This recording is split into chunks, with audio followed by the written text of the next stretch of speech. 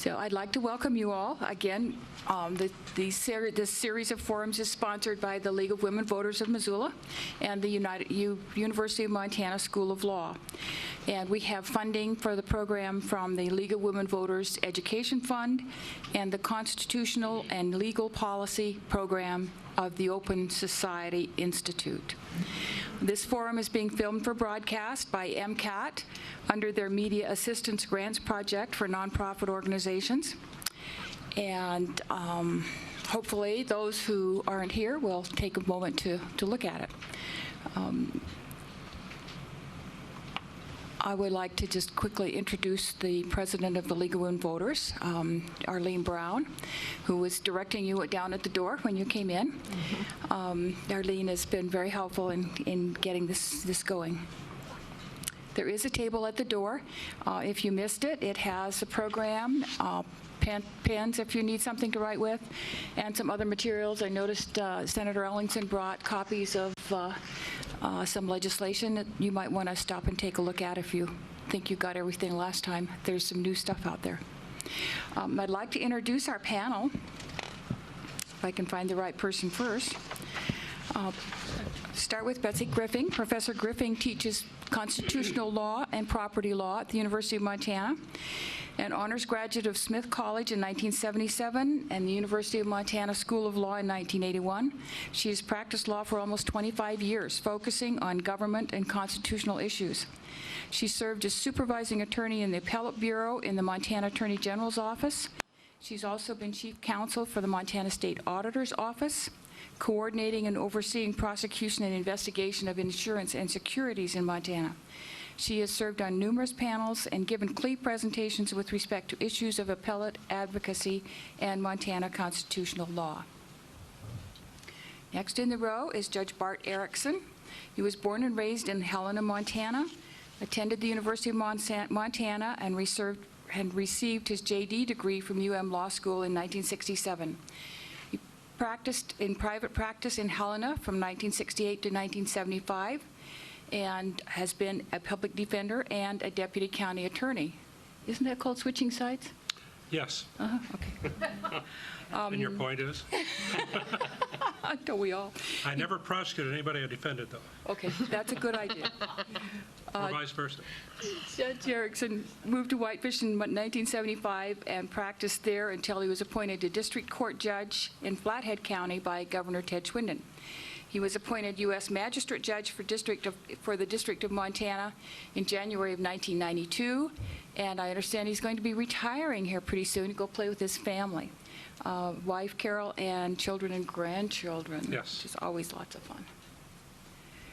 We're glad to have you. Senator Ellingson was born in Rochester, New York, is married to a teacher here in Missoula, has 3 sons. He has a BA from Harvard in economics, an MA from the University of Montana in political science, and his law degree from the University of California.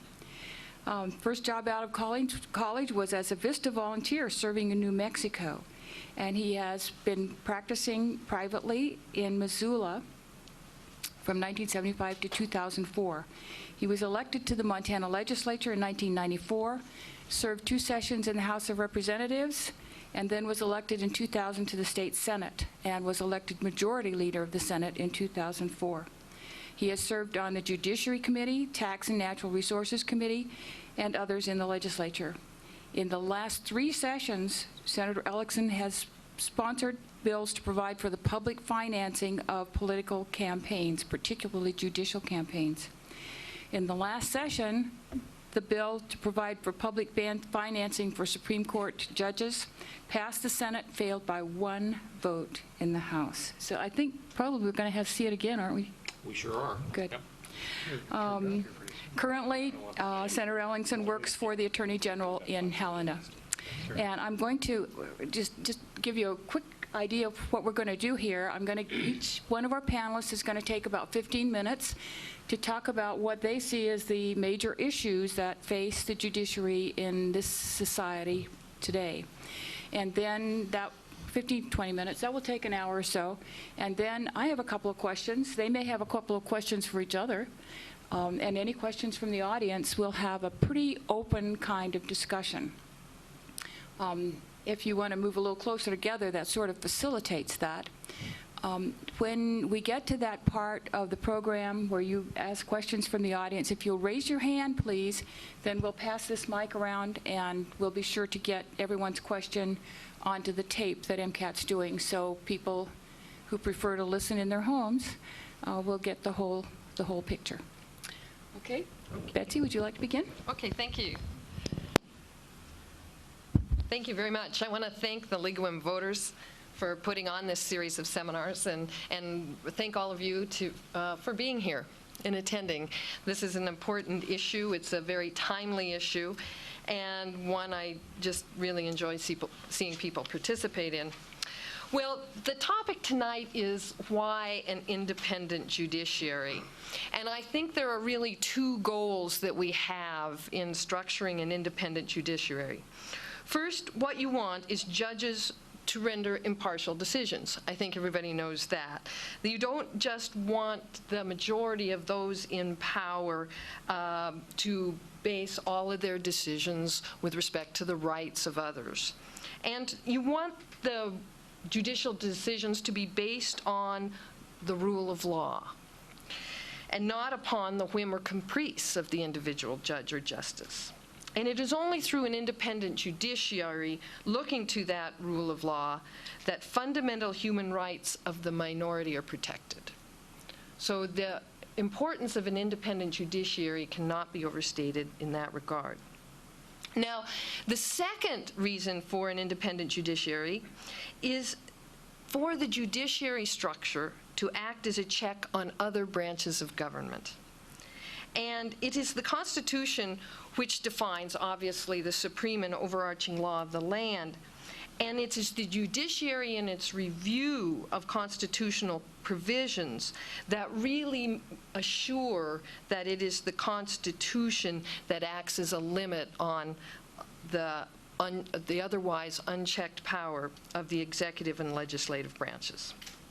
Well, my role tonight, as I understood it, is kind of to get a background, a constitutional background, a perspective that really provide the basis for an independent judiciary. And the first thing I'm going to do is look at the structural basis for an independent judiciary, which is in the Constitution itself. And the second thing I'm going to look at as a basis for an independent judiciary are the decisional structure, the whole body of case law that we have with respect to judges interpreting the breadth and nature of the Constitution.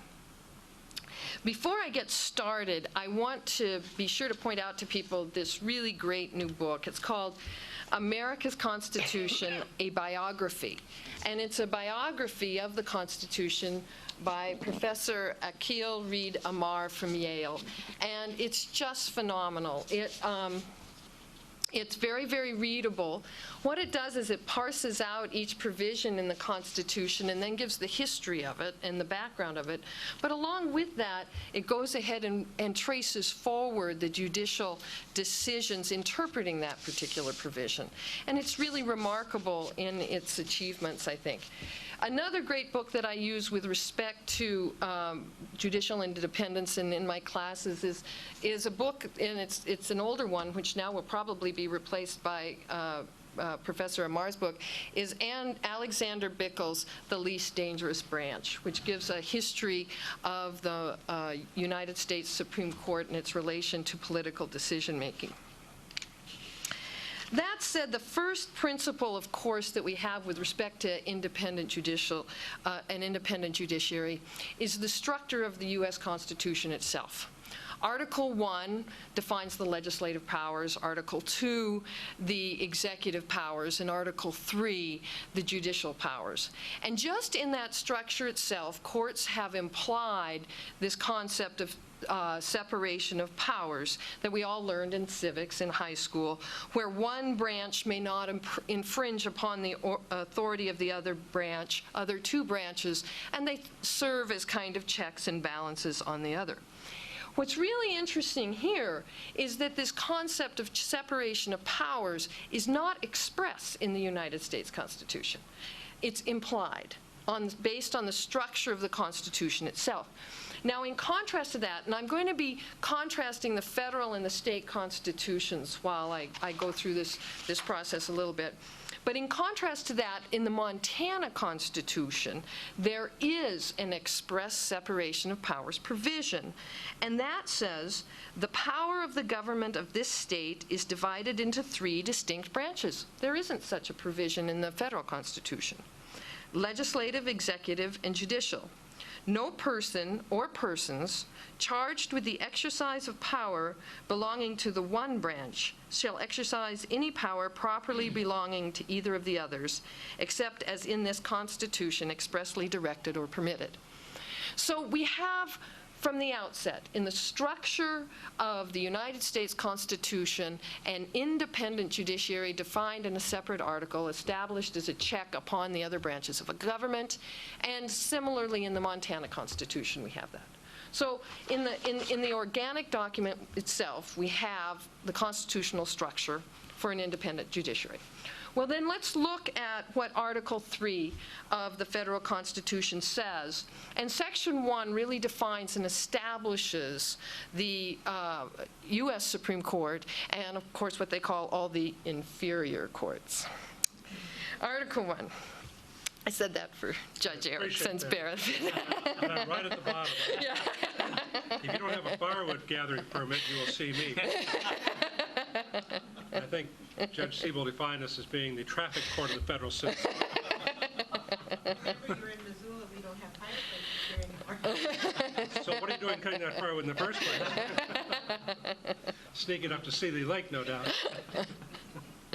So when we look at Article 3 and the definition and the establishments of the judiciary, it says, the judicial power of the United States shall be vested in one Supreme Court, capitalized, and in such inferior courts as Congress may from time to time ordain and establish. Well, note here that it is not the judicial branch that creates these inferior courts. It's Congress that does so. So and that initially is one little check against the independence of the judiciary that Congress has. Nor notice that in the federal system, the judicial branch, the U.S. Supreme Court, does not have the authority to clean its own house, to get rid of those judges that it thinks have acted in violation of the law. It's Congress who impeaches federal judges, right? They have to go through the impeachment process. And we'll compare that to the Montana Constitution in just a minute. Well, in fact, I'll go ahead and do that. Under the Montana Constitution, the Montana Supreme Court has the right to remove judges upon recommendations of the Judicial Standards Commission. This is perhaps one area where the Montana Supreme Court is more independent of the state legislative branch than the U.S. Supreme Court is of the congressional branch. Okay, to go on with Article 3 then. The judges, both of the Supreme and inferior courts, shall hold their offices during what? During good behavior. Isn't that a fascinating phrase? During good behavior. Well, guess what? This infamous good behavior clause has not been interpreted, as you might expect, as requiring good behavior of the judges. No. What it is it's used to define the length of time a justice or judge may serve. So the judge may serve as long as the judge exhibits good behavior, which is taken to mean his lifetime. So the good behavior clause is actually used to define life tenure provision for the federal judiciary. And, of course, in Montana, we have Supreme Court justices are elected for 8-year terms on a nonpartisan statewide ballot. And I guess there's some proposals to change that, which we might talk about later with respect to the judiciary. And they don't have this good behavior type requirement, nor this life tenure requirement. Now, on the federal level, this life tenure, there's been great debate about continuing life tenure for federal judges. I think we can say that. The advocates for life tenure stress that it is only through such life tenure that federal judges can feel independent of the vagaries of current political passion and prejudice. Judges, as we all know, are not representatives of the public will, nor are they supposed to be, but rather independent adherents of the rule of law. In Federalist Paper number 78, Alexander Hamilton, writing as Publius, describes the importance of having life tenure of judges in order to provide what he calls an essential safeguard against the effect of occasional ill humors of society. I love that, ill humors of society. Hamilton wrote, "The inflexible and uniform adherence to the right of the Constitution, which we perceive to be indispensable in the courts of justice, certainly cannot be expected from judges who hold their offices by a temporary commission. Periodic appointments, however regulated or by whomsoever made, would in some way be fatal to their necessary independence." So many people believe that indeed it is this life tenure of federal judges that guarantees their independence. Now, we should compare this to the state system. As I said, state Supreme Court justices are elected every 6 years, and district court judges are every 8 years, and district court every 6 years. What this provides is what a lot of people think should be, is accountability of judges through the election process. Now, one of the common stories that you hear cited by people in favor of this accountability involves a district court judge from Texas. And in 1989, have you heard this story? In 1989, Judge Jack Hampton, a district court judge, gave an unusually light sentence to a man who was convicted of killing 2 gay men.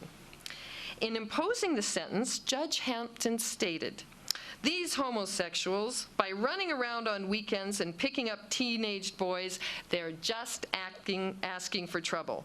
I don't care much for queers cruising the streets picking up teenage boys." The judge said this in his sentencing documents. "I put prostitutes and gays at about the same level, and I'd be hard put to give somebody a life sentence for killing a prostitute." Well, needless to say, Judge Hampton was defeated in his next election bid, in the 1992 bid for a seat to the Texas Court of Appeals. His decision in this case was a major campaign issue.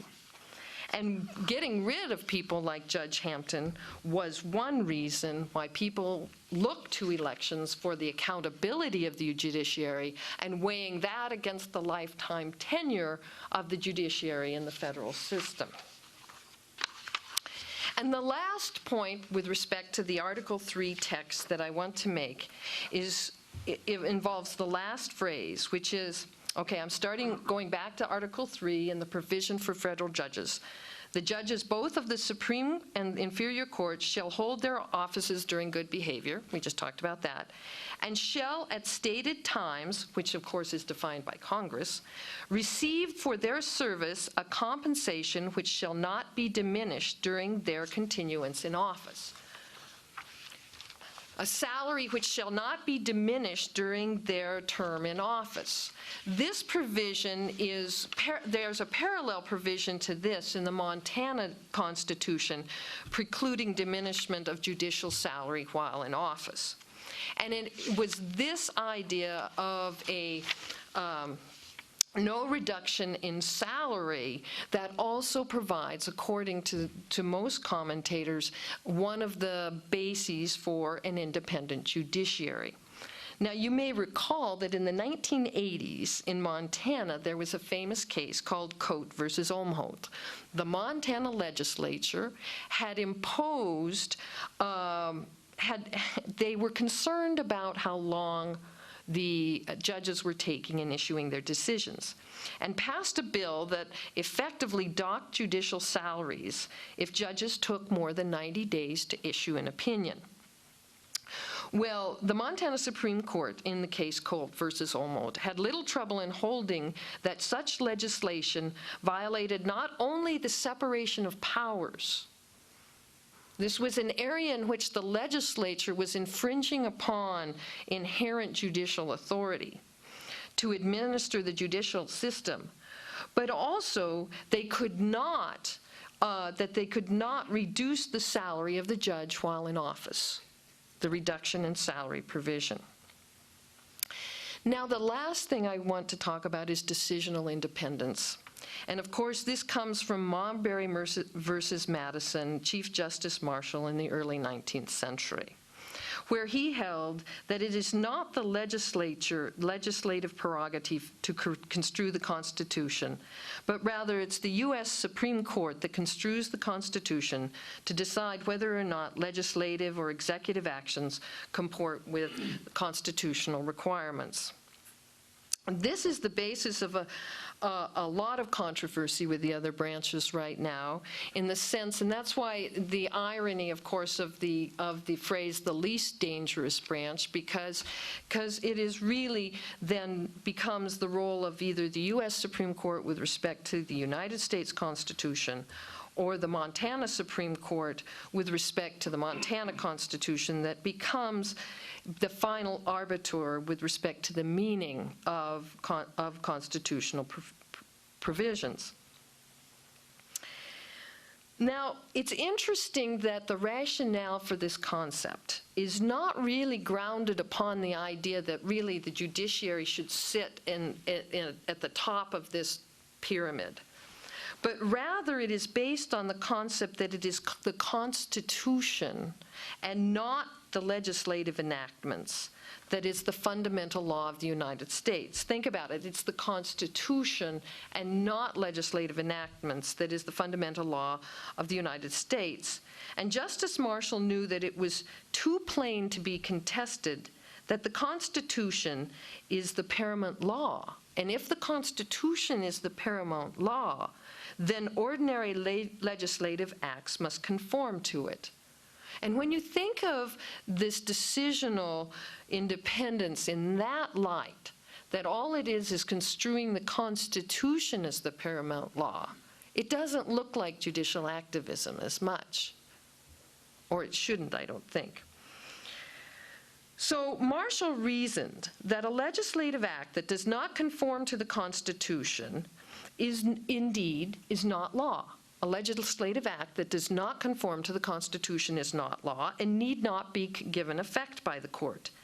If it were otherwise, written constitution are absurd attempts at limiting this legislative action. Marshall's reasoning was brilliantly simple. When two laws conflict, a court must obey the superior one. Now, one example of this type of decisional independence that has created a lot of controversy is in Justice Nelson's decision in State v. Grisen, where he talked about the express right of privacy in Montana. In that, Justice Nelson kind of excoriates the legislature with respect to legislative enactments that infringe upon the rights of the minority, and says that indeed while the legislature may enact at the policy level for the majority, it is the courts who are the guardians of the rights of the Constitution, which are not afforded to just the majority. And Justice Nelson says this: "Our Constitution does not protect morality. It does, however, guarantee to all persons, whether in the majority or a minority, those certain basic freedoms and rights which are set forth in the Declaration of Rights, not least of which is the right of individual privacy. Regardless that majoritarian morality may be expressed in the public policy pronouncements of the legislature," that is indeed the legislative role to do so, "it remains the obligation of the courts," and here I would say an independent court system, "to scrupulously support, protect, and defend those rights and liberties guaranteed to all persons under the Constitution." So with that little overview of the role of an independent judiciary, I'd like to pass it on to Judge Erickson. Thank you, Betsy. I, too, want to thank the League for inviting us to appear tonight and to discuss some of these issues, and I hope you'll find them as interesting as those of us who labor in this field do. I'm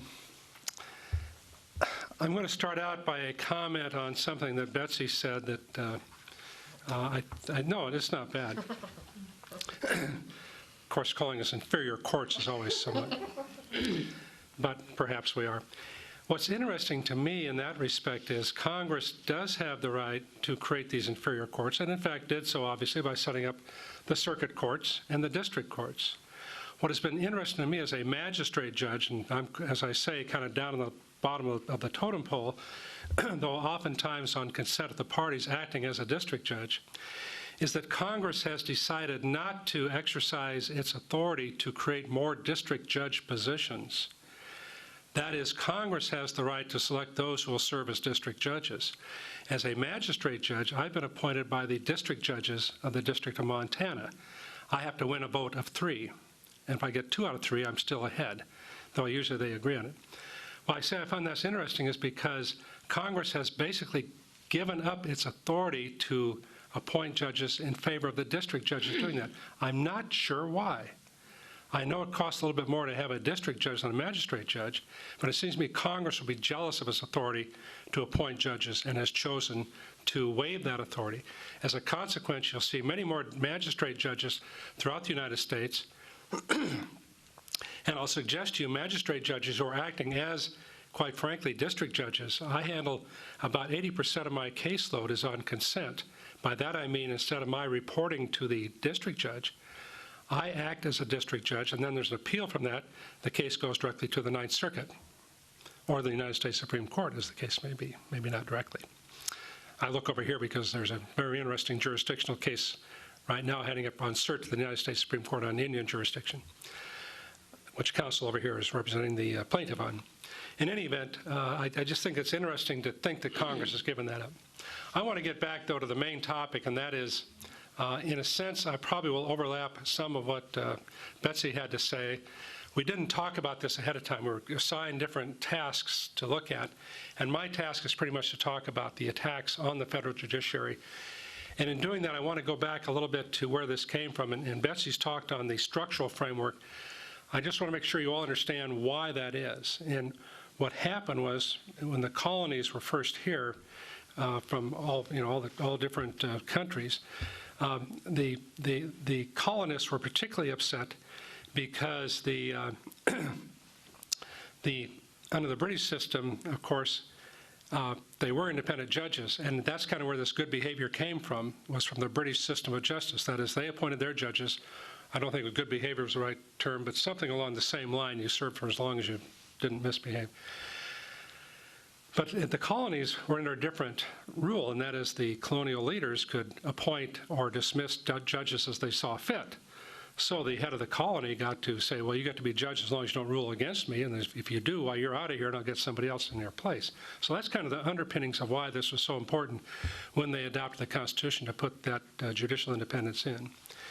And it was done based, of course, on the two concepts that, and I'll first of all, I want to give credit where credit is due.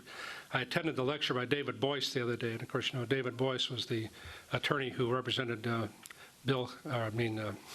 Gore, in that kind of ill-fated attempt at running the country. In any event, he gave a very good talk on the background of all this, and I give him credit because I got a CD and kind of listened to it again and copied from it. But he points out judicial independence and judicial supremacy were the two keys to our society, to our system of judiciary.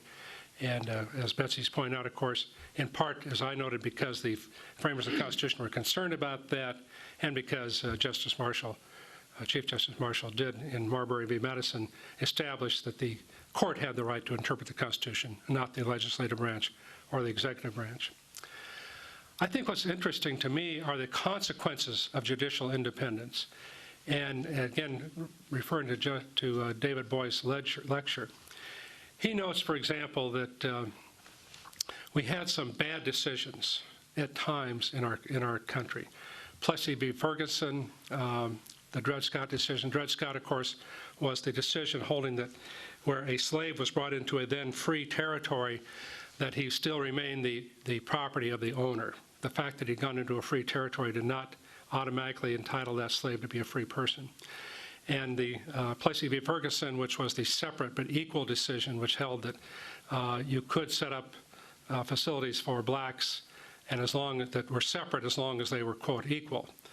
And of course, it wasn't until Brown v. Board of Education, as we all know, that separate but equal was found to be unconstitutional because it was just an impossibility based on just the social standard.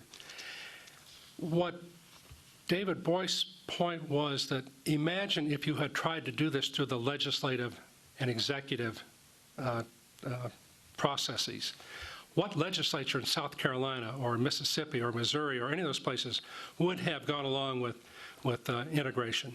I suggest you in those days, and I lived through a lot of those days in the 50s, and that none.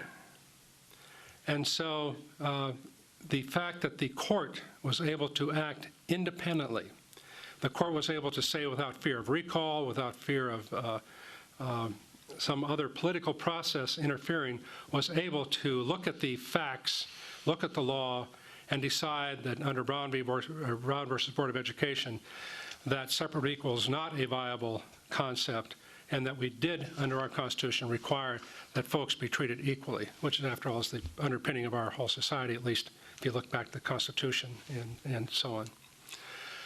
The thing that helped, of course, particularly with Brown v. Board of Education was at that time there was also support from the administration for that.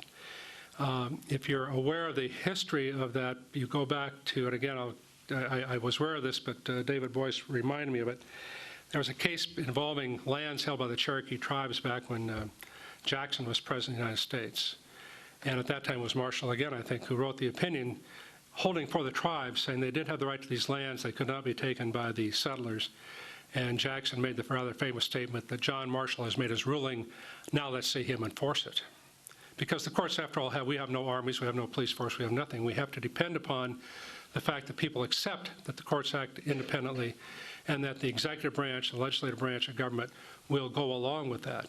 And I suggest if that does not happen, we're in a great deal of trouble. But so far, that has been the case. Going to current times, certainly the Terri Schiavo case is a prime example, again, of judicial independence. We had a probate judge in Florida looking at Florida state law, not the Constitution, at Florida state law, and holding that under Florida state law, the husband of Terri Schiavo had the right to have the feeding tube removed. That judge was subject to a number of personal ad hominem attacks. The governor of the state of Florida, the president of the United States, happened to be brothers, coincidentally, both attacked him. The legislature of Florida attacked. The Congress attacked, all kinds of things. And David Boyce makes the point, he said, you know, at any time, the legislature of Florida and the governor of Florida could have changed the law upon which that judge relied. But they chose not to do that. It was easier to attack that judge than it was to change the law. So again, and Boyce also points out, this was probably contrary to even that judge's personal beliefs. He probably would not have wanted to have that feeding tube withdrawn. But he read the law and he followed the law, and that's what I think a judicial or an independent judiciary is all about. And I would credit him particularly for about that. And of course, we see this continuing on, and part of it, of course, is there are a lot of emotional decisions the courts have to deal with these days. There is the question of pro-life or pro-choice, obviously a very dividing issue. School prayer is always an issue, or other forms of expression of your person's religion. The right to assisted suicide, the Oregon case. All these cases invoke a lot of strong emotions on people's part, and I understand that. So the question is, who do you want making those decisions? Who's going to resolve those? And I suggest you, at least if you have an independent judiciary to look at it, you have a better chance of getting a fair decision than if you leave it to the whims of the electorate. Not to say the electorate shouldn't be heard, they obviously should. but to the extent it protects individual rights, I think that's where the courts serve you best.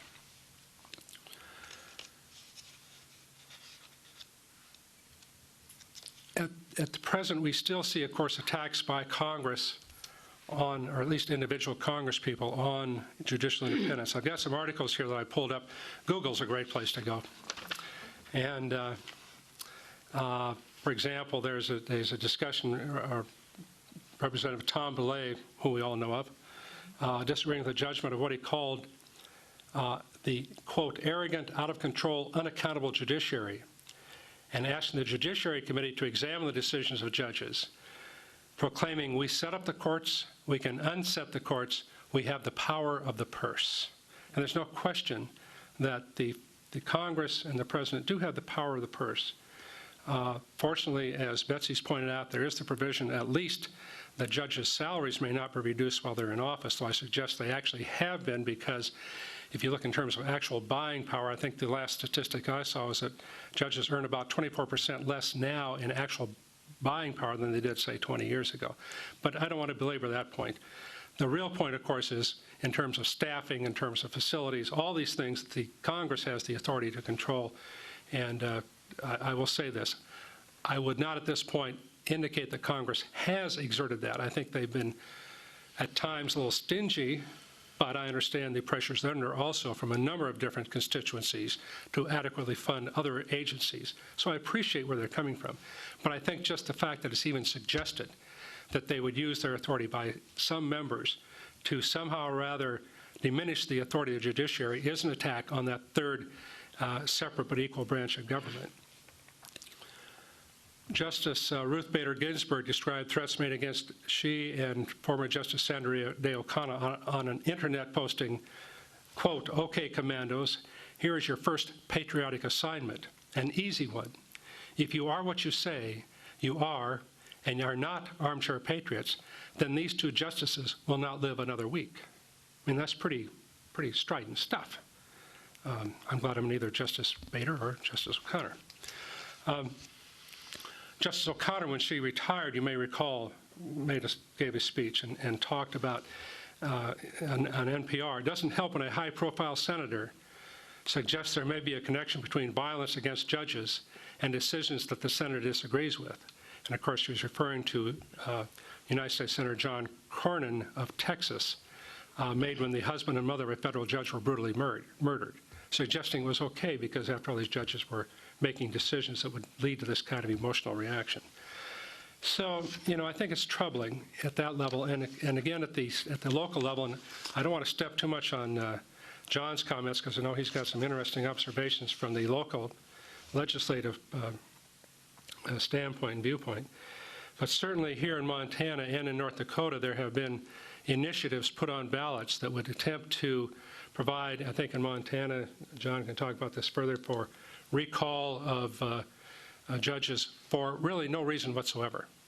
And the Attorney General, Mike McGrath, indicated in his wording for the ballot that that's exactly what it said, and the proponent of the ballot measure initiative said that, no, it doesn't say that. It says it's not for just no reason. The reason is because the electorate decides to recall the person, as though that's a reason beyond what the other reasons are. And in South Dakota, there is an initiative which would allow judges to be sued individually for their rulings. Now, as you may know, and hopefully you know, judges are ordinarily immune from lawsuit for our decisions. Now, if we do other things, I mean, I could be sued if I ran over some, hopefully never a child on a bike or something, God forbid. But when I make a decision, I'm not subject to lawsuit. And of course, the whole idea, again, is to provide for judicial independence. When I make a decision, I will make it based, at least in my mind, on the law and the facts with no other factor influencing it. But imagine, if you would, if I could be sued each time somebody didn't like a decision. Well, you may well think that each time I make a decision, approximately half the people in front of me are not happy. And I'm not going to suggest they would all necessarily sue me, but certainly I could spend an awful lot of time in court defending myself as opposed to making decisions if I could be sued each time I rendered an opinion. And it may be the suit would not go very far, but with pro se litigation on the rise, it would be simple enough to do that. And I have been sued before. I think we had some tax protesters out of the Bitterroot who didn't show up on a summons on a warrant, or on a summons, and so I issued a warrant, and they were brought into court, which led to them suing me for, as I recall, the figure was $17.5 million. And I thought, oh, that I could just fulfill that suit. But that not being the case. But anyway, it was interesting because, again, it was a pro se lawsuit, and it didn't go very far, obviously, because I do have judicial independence, and I'm immune from lawsuit. But imagine what that would be like, spending all your time defending against those lawsuits. It would not work. So those are some of the things that we face. One other thing I wanted to point out. You do have these protesters who do file frivolous lawsuits, which again are thrown out, but they also like to file liens on our property. Again, knowing that if we go to sell our property, of course, if there's a lien on it, whether it's valid or not, they can at least mess up the sale for a while until you get it removed. Fortunately, Montana does have a statute, thank you, John, that allows us to contact the local clerks and recorders and advise them that this may be coming and to look at it with very carefully and hopefully not allow it to be filed. So that helps.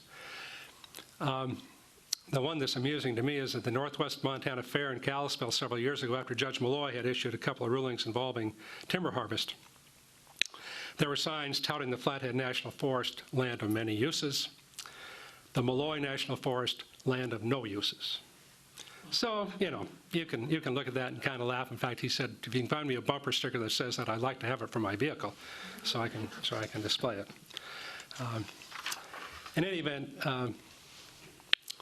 I hope that as you leave here, think about the fact that although you may disagree with a judge's individual decisions, and certainly you're entitled to do that, but I hope you will disagree based on the merit of the decision rather than the personality or the person rendering the decision.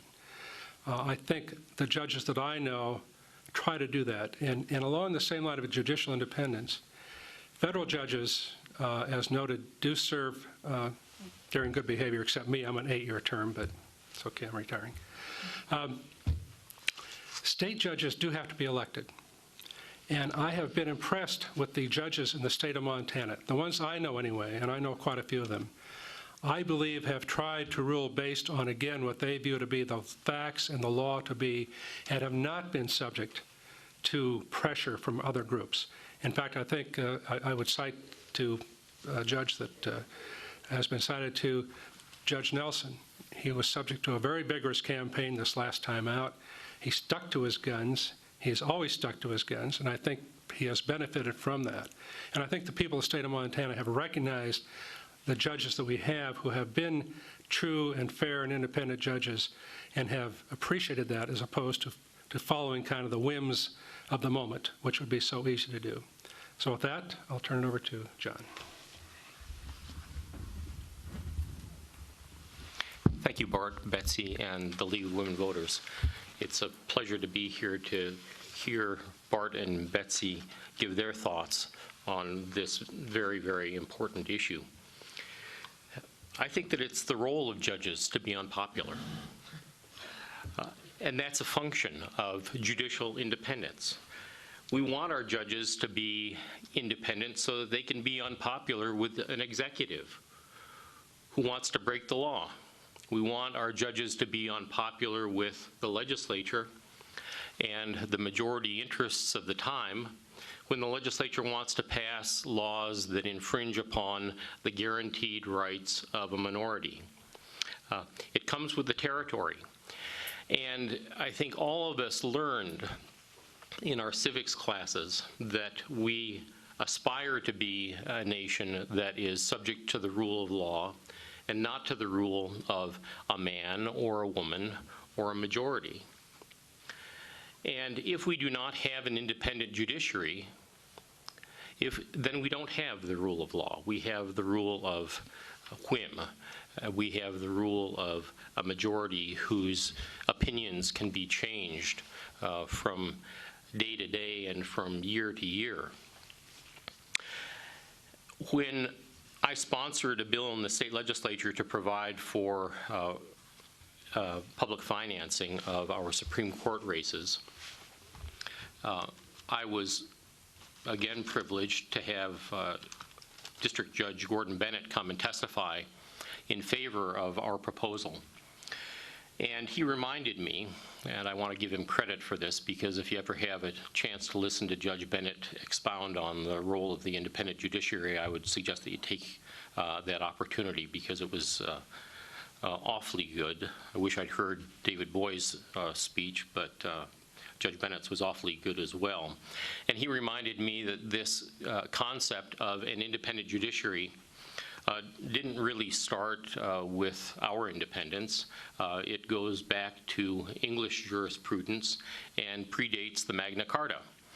I'm no great historian. I went to my encyclopedia last night to remind myself of just exactly what happened in 1215 on the fields of Runnymede, and was reminded that the nobles had about had enough of the king, the despotic king, and one of the reasons why they had had enough of him was because he had packed his courts. He'd made his courts dependent upon him, and as they were dependent upon him, they weren't following feudal law. I have no idea what feudal law was back then, and I don't suppose that it helped many people other than the noblemen, probably not the serfs to any great extent. But the noblemen were upset with this in any event, and they brought their armies to Runnymede, and they made him sign the Magna Carta, 63 articles in the document, and one of the articles guaranteed that there would be an independent judiciary, and guaranteed that no free man would be imprisoned or deprived of property except by lawful judgment. The seed of our concept of not depriving anyone of their property or civil rights without due process. And of course, the Magna Carta couldn't be enforced by the noblemen if there weren't an independent judiciary, a judiciary that would make the king mad at times, and that's just what we want. Can you imagine a judiciary in the United States that was controlled by the executive? I would ask then, who would protect us from the despot? Who would decide? Who would run?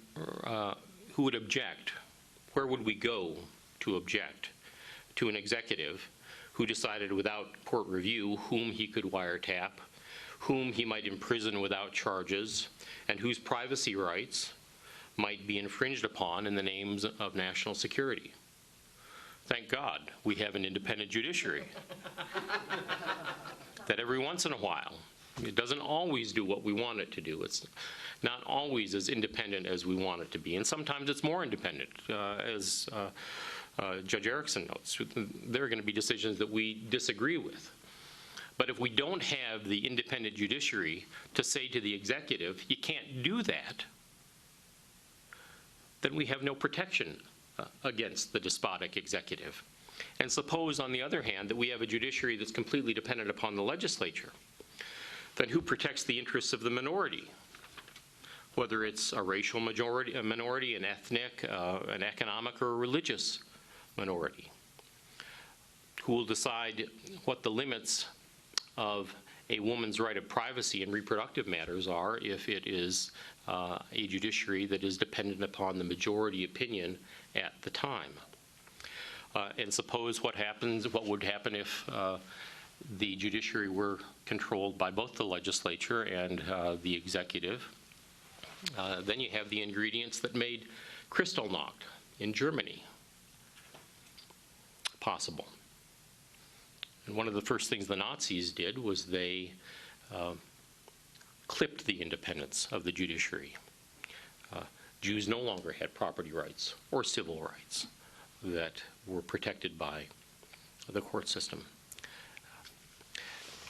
And we can think about judicial independence as well, independence from the dominant economic forces of the day. Suppose you had a judiciary that was dependent upon the approval by the dominant economic powers of the day. Then who is going to protect the rights of workers or consumers? So the notion of the rule of law is wound up inextricably in the notion that we have an independent judiciary that is going to fight with the executive, that's going to fight with the majority interests as represented by the legislature, and is going to fight against the dominant economic interests when those interests must be fought in order to serve the rule of law as defined in less passionate times by our Constitution, by the fundamental law of the land.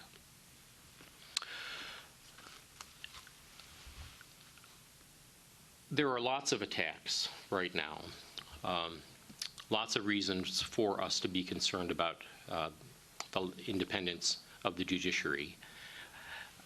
I think that the greatest threat here in Montana, where we have elected judges, and in other states where we have elected judges, comes from the need of our elected judges to campaign and the need for them in their campaigns to solicit funds. Now, I think that that problem infects not only our judiciary, but also our legislative bodies and our executives. It is naive in the extreme to think that when someone who's running for the Senate, someone who's running for the presidency, solicits money, solicits millions and millions of dollars from the only folks who can give it, the wealthy and the dominant economic interests of the day, that it is nothing other than a bribe. It is only through the most convoluted and confused reasoning that we can conclude that it's anything other than a bribe. The politicians want to get elected. That's their personal interest. The only way for them to get elected is to ask for money. The businesses have an economic interest in giving them that money in the hope, in the expectation that they're going to get something back. And as important a problem, as critical a problem calling for resolution as it is with our executive and legislature, it is uniquely and even more critically so with our judiciary. Let me read to you some comments by Justice O'Connor in the Minnesota case, the Republican Party of Minnesota versus White, I believe, is the title of it. Moreover, contested elections generally entail campaigning, and campaigning for judicial posts today can require substantial sums. According to one study, the 13 candidates in a partisan election for 5 seats in the Alabama Supreme Court spent an average of $1 million on their campaigns. Unless the pool of judicial candidates is limited to those wealthy enough to independently fund their campaigns, a limitation that is unrelated to their judicial skill, by the way. Just because you're wealthy, it doesn't mean you're going to be a good judge. The cost of campaigning requires judicial candidates to engage in fundraising, yet relying on campaign donations may leave judges feeling indebted to certain parties or interest groups. According to one study by a public interest group in Texas, found that 40% of the $9 million contributions of $100 or more raised by 7 of Texas's 9 Supreme Court justices for their 1994 and 1996 elections came from parties and lawyers with cases before the court or contributors closely related to those parties. Even if judges were able to refrain from favoring donors, the mere possibility that judges' decisions may be motivated by the desire to repay campaign contributors is likely to undermine the public's confidence in the judiciary. We can't have an independent judiciary as long, for those judges who are elected, as long as those justices have to raise these kinds of campaign funds. We just cannot have it. I've got some other equally depressing statistics, but I can't find them, and so they're all to the same effect.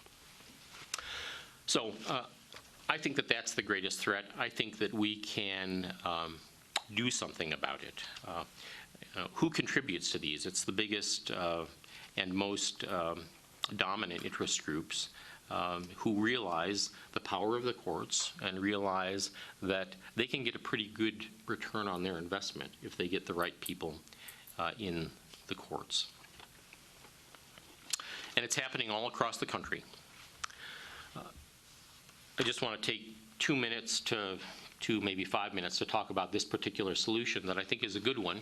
And if you've got specific questions on it, we can go into that. I don't want to talk about the specifics in too much detail. But the proposal that we had, that I put forward in the legislature, was one that has worked.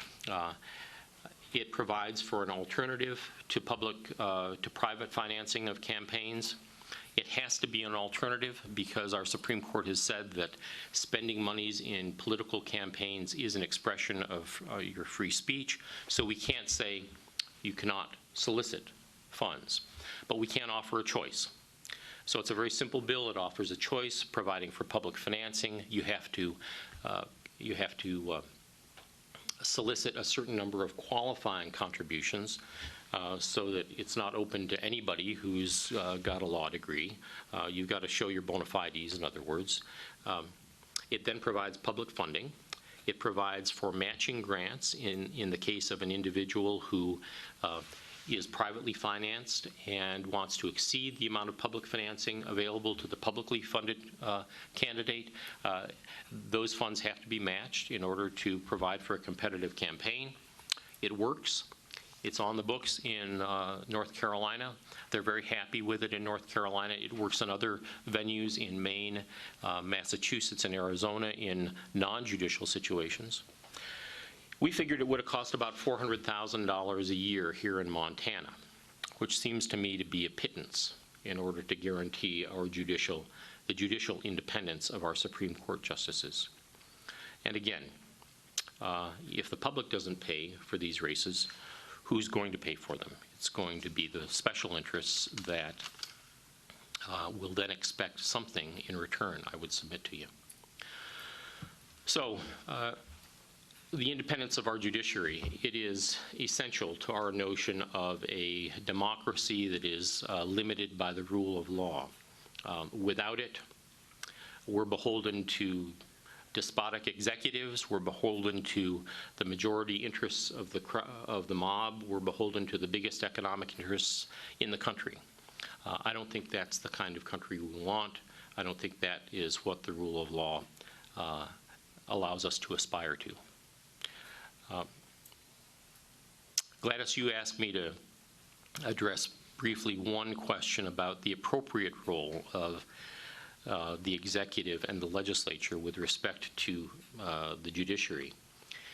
And I've thought about that, and I think about the only comment that I could make on that would be that I think that both the executive and the legislature have to treat the judiciary and the other branches of government with the respect they deserve, serving the functions they serve pursuant to our U.S. Constitution and our Montana Constitution.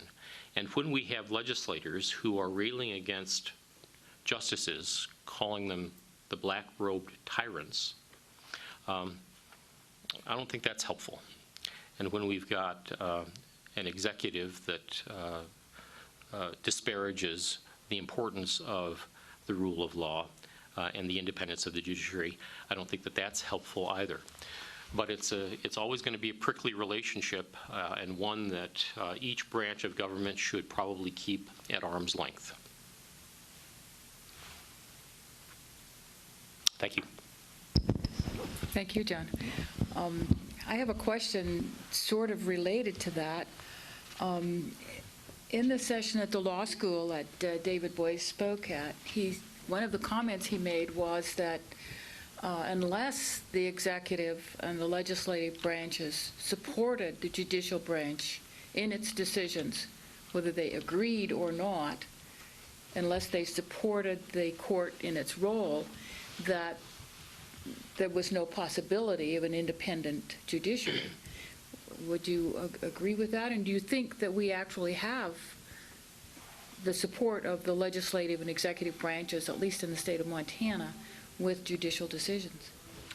Yeah, in Montana, I think that we do as a rule, but as Judge Erickson pointed out, the court doesn't have anything. It doesn't have an army. It doesn't have a police force to enforce its decisions. It depends on its authority, and authority is a very delicate proposition. We need legislators and executives who can be fully committed to the authority of the court, even while they're saying, I really didn't like this opinion, but that's your function. Those are the kinds of responses that I think are responsible responses. Okay.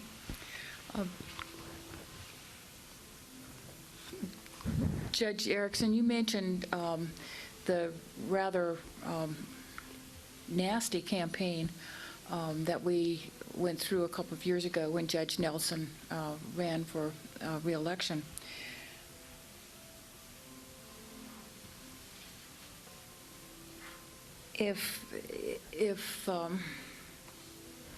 Yeah, I've lost my train of thought. It's just awful to get older. Let me go back and ask this. One of the, and now I've got it. I jotted a couple of words down here. If I can read, I can usually figure out where I was going.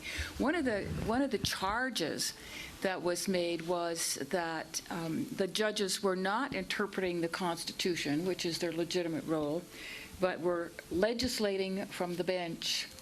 Can you sort of define maybe what the difference is, if there is one? Is it sour grapes? Or, well, where did that come from, and where do we go with it? Well, I think what we're talking about is the charge the judges are, quote, activist judges, suggesting, of course, that they are, in fact, legislating from the bench as opposed to interpreting the law as enacted by Congress or the legislature. I have several thoughts on that. Number one, I suggest to you that Congress is a body of politicos, that is, people who are trying to get something done without offending anybody at home. And so I suggest that at times they purposely write laws that are vague, because that way you can go back to your constituency and say, look, we won this battle, whether you're on the side, this side or that side. You can always point out something in the legislation that constitutes a victory for your position. And then when judges are called upon, as they often are, to try to apply that statute or to interpret that statute, and they apply it or interpret it in a way that is contrary to what the congressperson has told his or her constituency the law means, well, all of a sudden, of course, you're an activist judge. And so I think that's not quite fair to do that. Number two, I think activist judges depends on whose ox is being gored along the same line. That is, I think from Justice Scalia's standpoint, an activist judge would be someone far different than from, say, Justice Stevens' standpoint, depending on where you are in terms of viewing the authority of the courts to be involved in all the different varieties of life we have. Justice Scalia, for example, thinks the courts should not get involved so much as they are. Other justices, going back to Earl Warren and John Marshall, would say, no, it is an appropriate role for the courts to play, to be involved in the fabric of our lives. And certainly we do have evolving standards of decency and of our view of the world. And again, going back to the case I talked to you about, Plessy v. Ferguson, the Dred Scott decision, those decisions, which seemed apparently at the time to be all right. We can go back to the Second World War, the internment of the Japanese. A terrible decision, we would all agree, I think, at this point. And yet we're seeing even some hallmarks of that, I suggest, these days, because in times of war, again, as David Boyce pointed out, the executive branch is so concerned about doing its job of protecting the country as a whole, but at what price, at what cost, at what point do we infringe on people's individual rights and liberties, as John was pointing out, that it has overstepped its bounds. So I guess my view is that the real issue is the judge attempting to fairly and properly and within the bounds of the Constitution, render a decision which we may or may not necessarily agree with, but as long as they're making that good faith effort to reach the decision based on the facts and the law, then I think, again, the debate should be not with the judge, him or herself, but perhaps the merits of the decision, which again is oftentimes a fair and open debate and should be debated on the merits.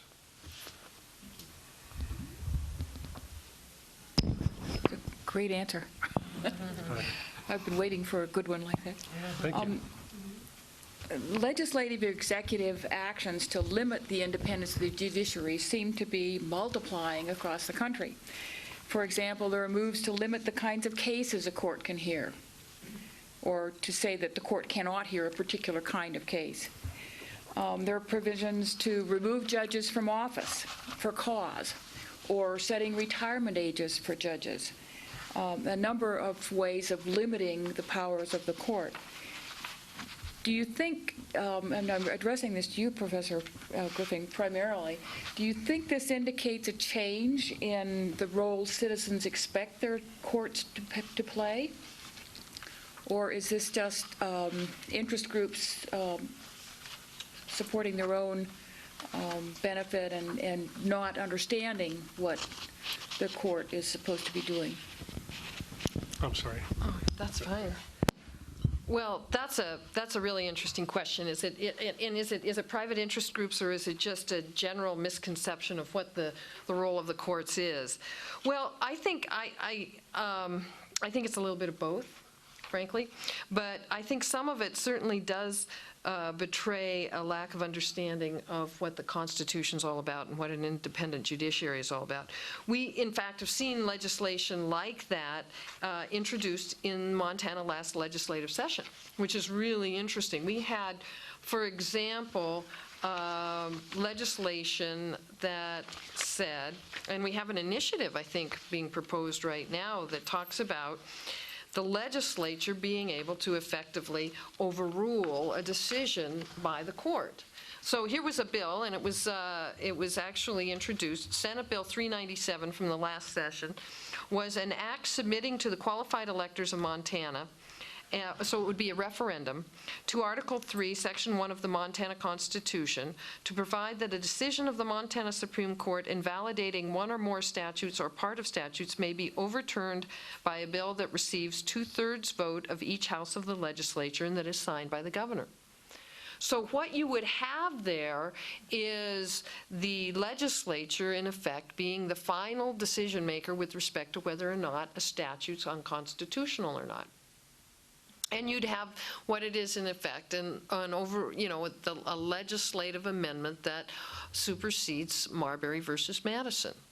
And what does that do? Well, that means then that it, you have this will of the majority no longer being checked. It's the primary thing that you have. You don't have, as Justice Marshall said, the Constitution then is no longer the supreme law. It's just not. Legislative enactments are. And I think that that's one of the great dangers that you see. And I don't know the cause of it so much as just fear the result of it. And it's real. I don't know if you guys have a comment? No, I think you're absolutely right. One of the articles I was reading and preparing for these forums makes a statement that it seems more and more organized groups are looking into the court elections, selection, management of the court to obtain their goals when they can't get what they want from the executive or the legislature. Would any of you want to comment on that? John, go ahead. Well, I think you're absolutely right. That's been the trend throughout the country in state courts. Interest groups have looked to the courts and have looked to the election of justices who, because the justices need money in order to, the candidates need money to run for election, then solicit funds from these organizations, and it's naive to think that they aren't going to get some sort of a quid pro quo. I did find what I was looking for, and $1 million now per race doesn't seem like much anymore. In a single Illinois race, candidates raised more than $9 million, a new national record. In West Virginia, candidates topped at $2.8 million. More and more money is coming into the system, and the people who can afford to put money into these races are the people who have their interests coming before the courts. So it is inherent in this kind of a funding for campaigns that judicial independence and impartiality is going to be compromised. And along that same line, excuse me, we've already mentioned Republican Party, Minnesota versus White.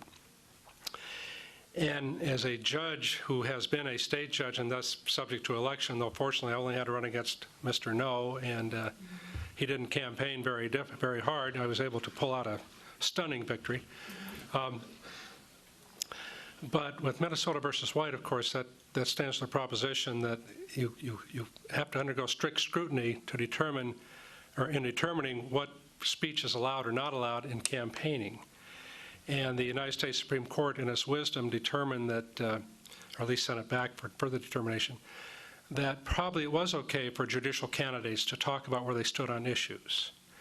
And I can see that then becoming the focal point, rather than before just a matter of whether you appeared to have the right judicial temperament, demeanor, understanding of what you do as a judge. You can now campaign on issues such as whether you would favor or not favor abortion. You can campaign on all these other issues, religion in the schools, these sorts of things, which I suggest to you will open the floodgates, in my opinion anyway, to special interest groups then getting involved in that fray. Now, that's not to suggest people didn't often know where you stood in the first place.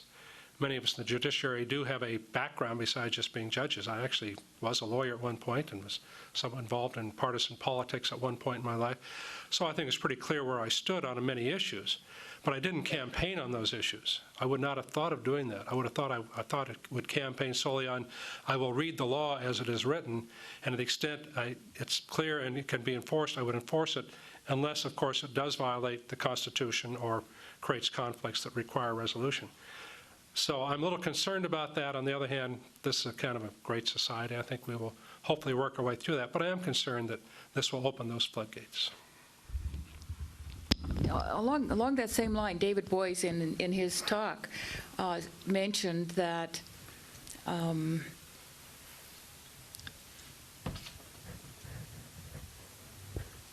really having a hard time with this tonight, aren't I? Well, let's go ahead, and I'll jot this down while I'm thinking about it, then I can get it out. Are there some questions from the audience? If you'll raise your hand, I'll bring the mic around.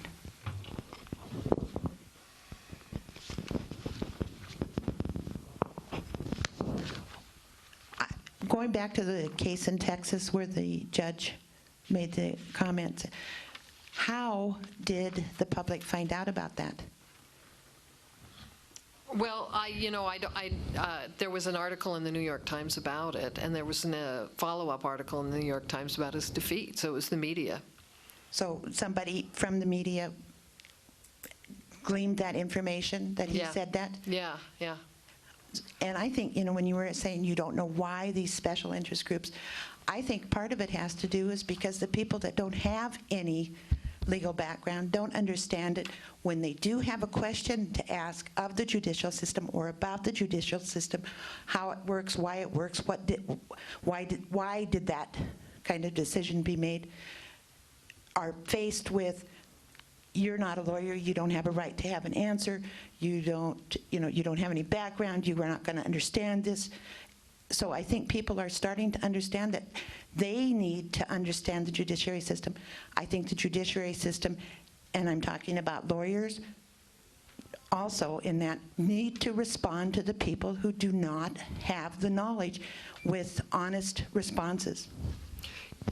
May I make a comment here? I mean, that was something that David Boies addressed, and it's something that former Justice Sandra Day O'Connor has frequently said, that lawyers really need to take up this when they mantle of really helping in the community and not shoving people aside, not being condescending, but certainly just trying to help with respect to understanding of these issues. And that since judges themselves are really cannot speak for themselves, they have to stay neutral arbiters. It's up to the lawyers to really take more of an active role in the community to really help with respect to the issues that you talked about. And I think what you say is absolutely right. I think a lot of it precipitates a lot of anger. A lot of people are angry of this perceived separateness, untouchability of the judiciary. And, excuse me, you can't even comment on what the judge says because you can't understand. Well, really, we need to have more of an accountability and more of a dialogue in that regard. I think one of the ways of doing that is this public financing of judicial elections. But, up until about 5 years ago, I thought state judges should be appointed. And I have to say, I was a big advocate for appointment of state judges. But now, because of the concerns that you're talking about, and because of a concern for a certain amount of accountability, I am now thinking election's a good idea, provided we have election, the public financing. I don't know, you want to address this frustration idea? Anybody? You want to address the frustration idea? I Frustrated to address it. I think you did a good job of addressing it. We who are in the judicial process need to have more outreach. We need to do a better job of educating. There need to be more law days or events like that so that everyone can understand. There's nothing that mysterious about what we're about. And if we're doing a good job for the profession, we ought to be able to explain it in easily understood lay person's language. I think that's our responsibility. Gladys,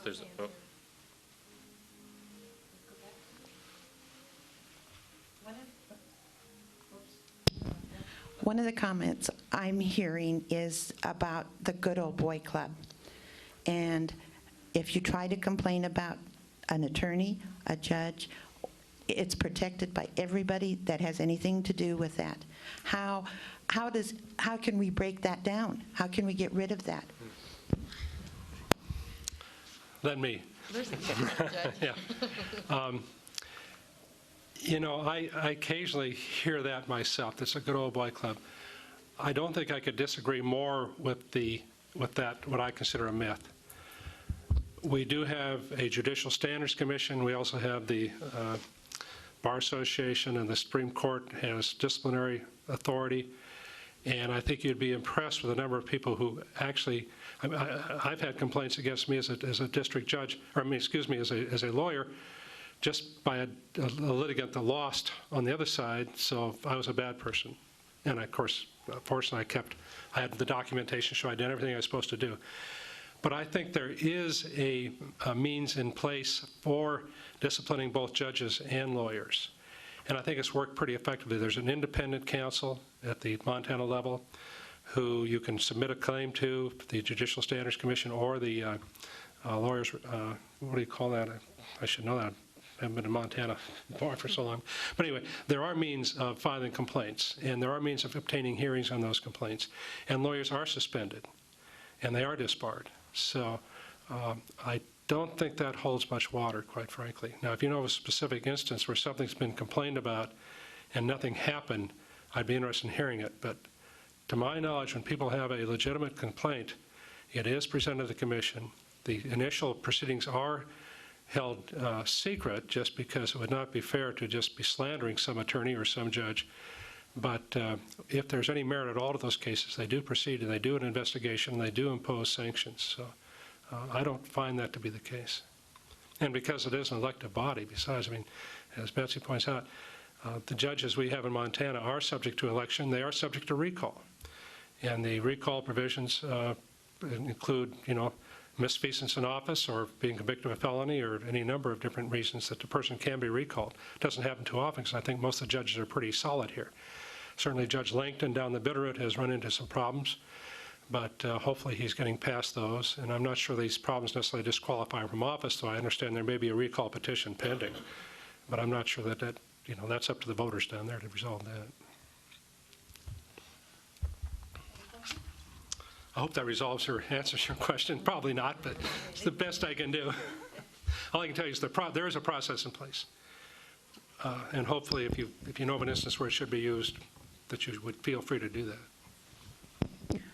I understand that there's an initiative on the ballot this fall, or going to be an initiative on the ballot this fall, that would provide a much easier recall kind of petition to remove judges from office before their term is up. Well, and I think I mentioned that earlier. That is the initiative that's sponsored by, I can't think of the fellow's name, is a rancher whose dad is a legislator. Yeah, Butcher, thank you. And John may know more about it than I do. I just have read about it, and that is to allow for recall for basically no reason at all, just that you decide you don't like the decision. And I think that'd be very unfortunate. I mean, how can you be judicially independent if every time you turn around you're subject to a recall petition and have to run for election or run for office again? You do have elections in Montana that if the judges go out of line, you can unelect the person. So there's. Right. Mr. No was an option. Right. Well, but that tells you something. And what it tells me is the judges that have opponents are usually the ones who are not the judges not necessarily, but certainly have raised at least an issue sufficient that somebody else in the bar is willing to take them on. And I hope that the judges that have Mr. No as the option are the ones that the bar at least has looked at and said, this person is doing a decent enough job that we're not going to take that person on. I appreciate the fact of incumbency. I mean, it certainly is a potent electoral force.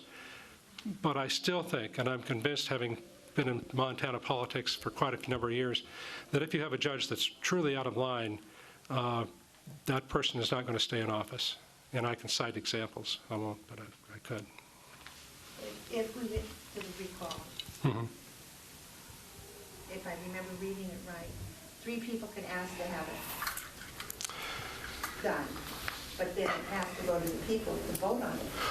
Yeah, and I don't think it's even that simple. I think there has to be 3 people that start the initiative, and then there has to be, I don't recall what percentage of signatures, but it still requires a fair number of signatures. And I mean, that's fine too. But obviously, you can get an issue that is pretty. Let's say a ruling on, just to use Judge Malloy as an example, or even myself, a ruling involving harvest of timber in the Flathead or Libby or someplace like that. My ruling, I hope, would be based on the law and the facts as they're written. And yet, someone who's disgruntled with that could potentially file a petition or seek to have an initiative on the ballot to recall me or the other judge based solely on that ruling. Well, then you've taken away the rule of law. Now it's subject to the whim of the populace in that area. And that's not to say I would necessarily want to rule that way. I'm trying to follow the law and the facts. If the law should be changed, then change the law. That's Congress's job or the legislature's job. But if you want an independent judiciary, I trust you will respect the idea that we as judges do attempt to just apply the facts to the law without trying to find some loophole or try to please the populace that may be most affected by it. I know no other answer to that. And I hearken back again to Brown versus Board of Education as a prime example where the court stepped in at a time when it needed to step in and resolve a very troubling social issue that existed in our country. So that's the best I can do. Any other questions? I think I remember what I was going to ask you about David Boyd's presentation. One of the things he said was that we as a group, as a populace, should trust judges to rule on cases based on the law, that no judge ran for office to get rich, in this country at least. And so, we should believe that they are going to rule on the basis of the law and not on some other issue. But we've seen an awfully lot of trust go down the tubes with people who run big corporations like Enron, and people who have been legislators and actually become untrustworthy. So can we really trust judges more than we can trust legislators or presidents or CEOs of big companies to follow what is, quote, morally correct? What do you think? Well, I'll take a shot. I'll modestly refrain. Yeah, well, I would love you to comment on that. In the first instance, I think what's really important here, and the kind of trust that I think he's talking about, is that when you have an individual making a separate decision, like you have a judge doing that, you do have to trust that the individual will use his best judgment. We have to, or his or her best judgment. You do. And I think that's what David Boies was talking about, was not so much trust in that person, but that they will use their best judgment. That's not, and that best judgment is not based on their, as much as possible, not based on their individual likes or dislikes. And when you talked about morally correct, of course, that's not supposed to be something within the judge's purview anyway. Again, it's like Judge Erickson said, it's within the rule of law. So that's the kind of trust. And I think we do need that trust. I mean, I think if we become a society where we can't invest our elected officials or our judges, or with the kind of trust that they will exercise their best judgment, that they are working for the better good, well, where are we? We do have to have that trust. And I guess I would propose that when you do vest individuals with that trust, that they tend to act up to it. I know I sound very Pollyanna-ish in that regard, but I mean, that's my belief. I don't know. Would you like to comment on that? You bet. I think that it's important. This gets back to the notion of the authority of judges. And the authority of judges is based in part upon the trust that we give to them. And let's not forget, I think by and large, for our justices and our judges, that trust is well placed, and we owe them the authority to make those decisions, because, in my experience, most of them are good people and do the right thing most of the time anyway, but that's not the reason why I think that they merit it. If they violate the trust, if they make a bad decision, there's an appellate review procedure. So it's not just the decision of one individual. It's the decision that if that one individual has made a bad decision that is not substantiated by the law, that can be reversed. And that's a check and balance on the power of an individual judge. And that's a very powerful tool that we've got at our command. And so if a district court judge makes a bad decision here in Montana, you can take it to the Supreme Court. Or if it's a federal decision, you can go up to the Ninth Circuit and have it reviewed. I think that that's a reason for us to trust the decisions that are made and come out of our system of justice. Now, as to trusting legislators, I don't know. John and the others, would you expand a little bit more on the role of what the Supreme Court, either state or federal Supreme Court, does in terms of what do they do when a decision is appealed up to the Montana Supreme Court? What is the rule? What happens? Well, I defer that to the judge to take a first whack at it. Well, if it's a decision that I made as a district judge that was overruled, of course, I understand that they've made a mistake. But I figure they can't always be right, so.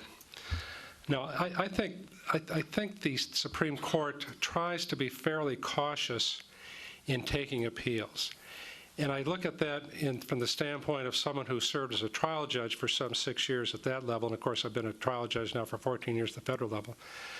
But I think that they try to look at the proceedings in the state court from the standpoint of understanding that the district judge at that point is basically calling the balls and strikes while the game's in process.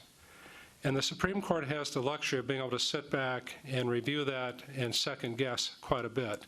And oftentimes I think they could look and say, well, this probably isn't quite the way we would have done it, but is it necessarily contrary to the law in general, or is it such a grievous error that affects the whole proceedings? And oftentimes we'll find error that is not reversible error, which I think is appropriate because you are in a position of trying to call the balls and strikes while the game's being played and don't have that luxury.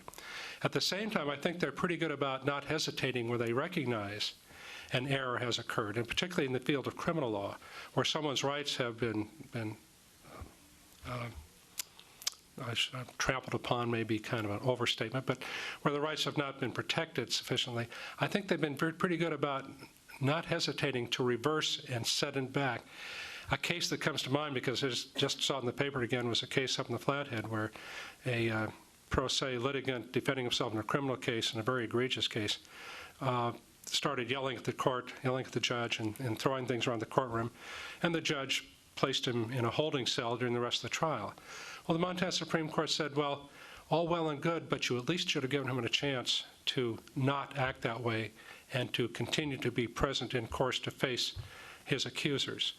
And I think that's a decision that a lot of people would be, I think probably were upset with, because it's clear that this person, I think it's pretty clear that this person committed exactly the crimes he's charged with committing. But the Montana Supreme Court was willing to say, no, the important issue here is not whether he committed the crimes or not. The important issue here is, did that person receive due process that we all are entitled to? And as long as the Montana Supreme Court is willing to take that stand and recognize that it may not be a popular decision, I think we're in pretty good shape. So that's how they approach things. And of course, the Montana Supreme Court has to take, I think, everything that comes up in appeal. They don't have to write a full decision on everything, but they do take it. The United States Supreme Court, on the other hand, can be very selective about what it will take. The United States Supreme Court recently has been issuing about 80 to 90 decisions a year. That's not very many if you look at what usually happens. I mean, think of all the number of cases that go up on appeal. Thousands and thousands of cases on appeal, writs of certiorari, whatever it may be, go to the United States Supreme Court. And what they try to do is be careful to not address the so-called run-of-the-mill cases, but look at cases where there's either been a split of the circuits, that is the Ninth Circuit, more likely than not, has ruled one way, and the 10th Circuit another way, for example, just to cite opposing viewpoints of the world, and try to resolve those circuit splits. But, and quite frankly, the Ninth Circuit has kind of a reputation as being one of the most reversed circuits in the United States. Well, part of that's because it's such a huge circuit. I mean, it's just thousands of decisions come out every year from the Ninth Circuit Court of Appeals. And part of it is that, or the other side of that coin is, even with that, I think there may be, the United States Supreme Court may hear 25, 26 cases out of the Ninth Circuit, and may reverse 23 or 24. But remember, when the United States Supreme Court takes a case, it means it has a question about that case. It wants to resolve that issue. And oftentimes it has a question because it may disagree with that ruling. But then think about the fact that there's thousands of cases appealed from the Ninth Circuit that the Supreme Court declines to hear. Well, what does that mean? Those cases were affirmed because that's the final statement, at least in the Ninth Circuit. And the same with all the other circuits. But that's the difference between the Montana Supreme Court and the United States Supreme Court. They can be selective, Montana Supreme Court cannot. The United States Supreme Court looks for kind of nationwide issues that need to be resolved when there are splits between the circuit. So that's the distinction that I see anyway. Betsy, you may have some thoughts on that. Well, with respect to the Montana Supreme Court, it does have to accept every case that is appealed to it as long as it's procedurally correct. And the review of the district court can be somewhat limited in the sense that with respect to findings of facts, the assessment of credibility of the witnesses, the court often is loath to change that. So even if you have attended a trial or seen something where you don't think that the witness testified truthfully, or there's really a split in the evidence, and the court has made findings of fact, or the jury has found certain facts, the Montana Supreme Court really tries to stay away from that. With respect to questions, evidentiary questions, and the fairness of the trial, frequently it defers to the district court there. And there's substantial deference there to the district court because they're the person sitting there and have seen that. But with respect to questions of law, they do a de novo review, which means that they'll start over from the beginning with respect to questions of law. And that is, so you have really a balance here between the two perspectives that Senator Ellingson and Judge Erickson, that's really hard, have presented. And it's not, the extent of appellate review is something that's kind of changing. It changes with the face of the court as to how much deference they give to the district court. Even, it's an interesting issue. And of course, the Montana Supreme Court also has original jurisdiction with respect to certain issues that are of major constitutional importance. And that's another huge area that you see them exercising significant authority on, especially on some of the big constitutional cases, goes directly up. For example, I don't know if you recall the CI-75 case, the CI-75 where you had to have an election for every tax or fee increase. That was considered of such importance that it could go directly to the Montana Supreme Court. So that's another role of what we think of as the appellate court is in what they call their original jurisdiction capacity. Other questions? I just want to make one final little comment. In my reading, I came across a comment I thought was pretty good. It said, the legislature is the voice of the majority, and the court is the protector of the minority. Yeah. And I kind of like that. It kind of focuses where you're going. Thanks for coming. I appreciate all of your questions.